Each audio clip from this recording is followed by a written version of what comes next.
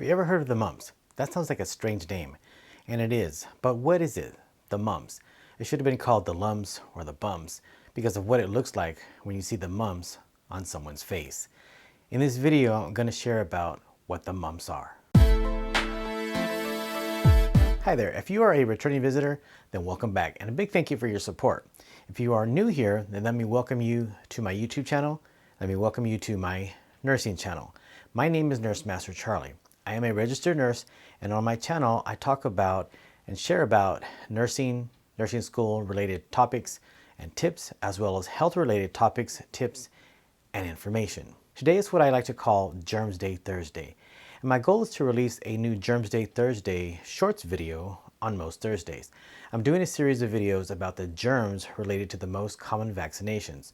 So these are going to be a little bit longer than the usual 30 to 60 seconds shorts videos, so I can give you a little bit more information about the topic. A quick disclaimer, this is not an all-inclusive informative video about the mumps, just some basic information. If you have specific questions or concerns about the mumps, please talk with your healthcare provider. Okay, with all that said, have you ever wondered what the mumps are and why you received a vaccine for it? More likely as a child.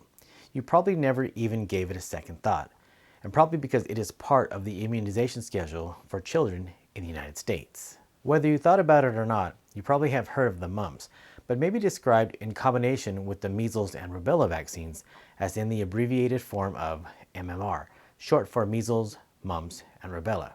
These are a combination of vaccines against these particular infectious diseases. I will be discussing rubella in another video, but you can see my video on the measles here on YouTube. I'll leave a link here in the card. The mumps is a member of the Rubella family, which is a paramyxovirus, kind of just like the measles.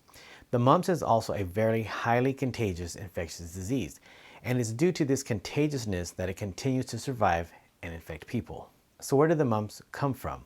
The history of the mumps was recorded as far back as 640 BC in Chinese medical literature, as well as in 410 BC by the father of medicine himself, Hippocrates. A British physician by the name of Robert Hamilton also described the mumps in the late 1700s. The mumps virus was finally isolated in 1945, and eventually a mumps vaccine containing a live but weakened virus, also described as an attenuated virus, was developed in 1967. Prior to 1967, there were almost 200,000 reported mumps cases each year. After the measles, mumps, and rubella vaccine, there was a decrease of 99% of reported cases. That's the power of vaccinations. Now, even with the breakthrough of the mumps vaccine, the mumps has not been fully eradicated, and outbreaks of the mumps in the thousands continue to occur. In this graph by the CDC, it shows the outbreak of mumps occurrence from 2000 to 2021. You can see the roller coaster effect of the decline of mumps outbreaks, then the increase, and then back down. So how is this occurring even with the vaccine? First, a mumps infection can still occur in fully vaccinated persons, but with a much lower duration and lessened complication risk, which I will describe in a few moments. Even though there is a mumps vaccine, it is speculated that waning immunity, a kind of mutation of the mumps virus itself, and decreased vaccination rates in certain countries have led to the continuity of infections of the mumps virus. And also with the ease of worldwide travel, transmissions from other countries is a factor. So speaking of transmission, how is the mumps spread or contracted? Unfortunately, the mumps is a virus that is spread like so many others through the air, where contaminated respiratory droplets or saliva become airborne from a cough or sneeze or talking. These can then be directly inhaled by people in close contact with the infected person.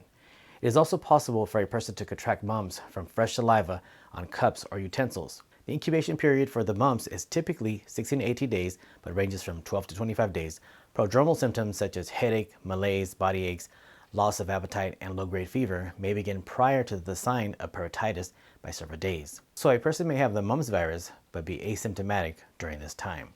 The most infectious period is from day 2 to day 5, after the onset of parotitis. What is parotitis? It is what gives the mumps its distinguished name and look. Parotitis is the inflammation of the parotid glands, which are the largest of the salivary glands, which are the glands that produce saliva. Now, these parotid glands are located internally within the mouth at the jawline, just in front of the ears.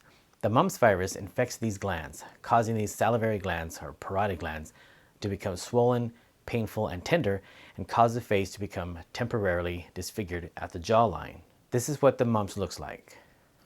Signs and symptoms of the mumps can include swollen parotid glands, fever, muscle aches, fatigue, weakness, headache, pain in the swollen area of the parotid glands, pain while chewing and swallowing, or may have no signs and symptoms at all. So the salivary glands swell and the face swells temporarily. Not a big deal, right?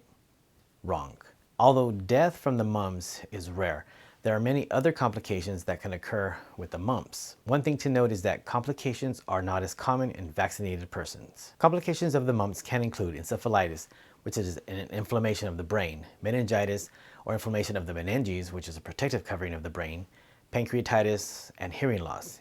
In women, complications of the mumps can include mastitis, or inflammation of breast tissue, oophorytis, or inflammation of the ovaries, and in men, it can include orchitis, or inflammation of the testicles, which can lead to decreased fertility. How long does the mumps last? Mumps can have serious complications, but generally, most people recover within 2 weeks. Prevention.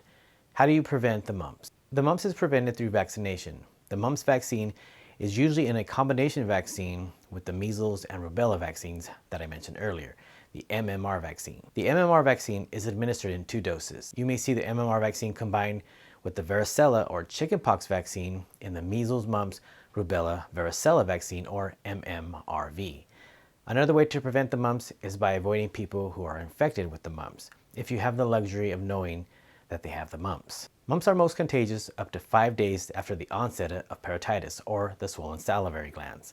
If you have the mumps, it is best to avoid large or intimate gatherings with people.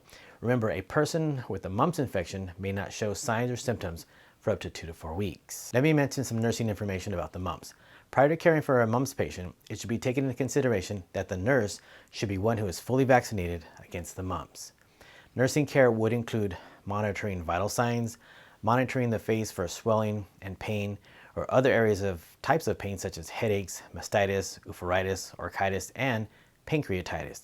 Administering pain medications as needed, monitoring the patient's appetite, ensuring that they are eating and drinking and staying hydrated, and resting. Some education to pass along to the patients would be to ensure that they are using strict hand washing, isolating themselves as necessary, and not to gather in groups. Now, when you hear about the MMR vaccine, you now know what the second M listed is for, what it means, what it is, what it does, and why people need to be vaccinated against it. So if you found value in this video and learned a little something, please be sure to give this video a like, as it helps out my channel. I'm doing a series of videos about most of the vaccines that are needed for children from birth to 18 years of age, and also those for adults, including pertussis, diphtheria, tetanus, measles, mumps, rubella, polio, pneumonia, shingles, rabies, and also smallpox. So be sure to watch those, because with all this virus and vaccination talk lately, hopefully it can bring a little bit more understanding of how it all works. Also, don't forget to share this video with anybody who may benefit from this information, those wanting to learn about vaccines like the mumps vaccine,